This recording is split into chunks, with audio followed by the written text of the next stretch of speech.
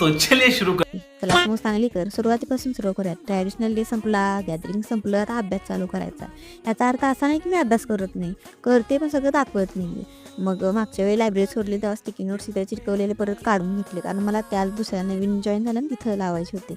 मग चहा पिऊन पाण्याची बॉटल भरून बसले स्टिकी नोट्स चिटकवायला. आणि मी जे स्टिकी नोट्समध्ये महत्त्वाचं मला जे वाटते ती काढलेली ना त्यातले एक 10 तरी क्वेश्चन आलेले. मी भारी वाटतं आपण महत्त्वाचं काढते आणि ते आलं. तर ते व्यवस्थित टॉपिकवर चिटकून घेतलं. रोज बघत राहिले ना सतत मला वाटतं तुम्ही पण असं करावं. मग लक्षात राहतं. आणि सायन्सचं बायोलॉजी मागच्या वेळी सांगितली बायोलॉजी चालू होतं. आता बायोलॉजी संपले. आता फिजिक्स घेतले. फिजिक्सचे पण आज 4 लेक्चर करायचं कंप्लीट असं मी ध्येय ठरवलेलं आणि झालं सुद्धा. मग आवरून परत क्लास असतो. अकाउंटच्या क्लासला निघाले. तोपर्यंत मला दिसला मधाचा पोळा आणि माझे डोळे तृष्ण आहेत. सो ते बघितलं मधाचा पोळा. माझ्यापेक्षा विद्येचे जास्त आहेत पण ठीक आहे. त्यानंतर आवरले आणि एंट्री करायची असते आमच्या हॉस्टेलमध्ये गव्हर्नमेंट हॉस्टेल आहे. त्यानंतर परत येताना स्मूदी पिली.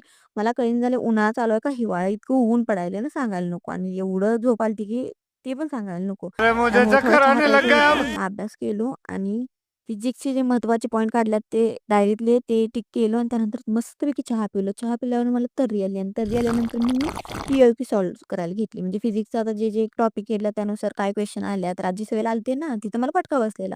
काय फटका बसलेला आहे दुसऱ्या व्हिडिओत सांगितले सो ते बघा. त्यानंतर परत लेक्चर केलं. बस इतकाच होता आमचा दिवस म्हणजे माझा दिवस. Thank so much. ब्लॉग आवडल्यास चॅनलला लाईक, सबस्क्राईब नक्की करा. थँक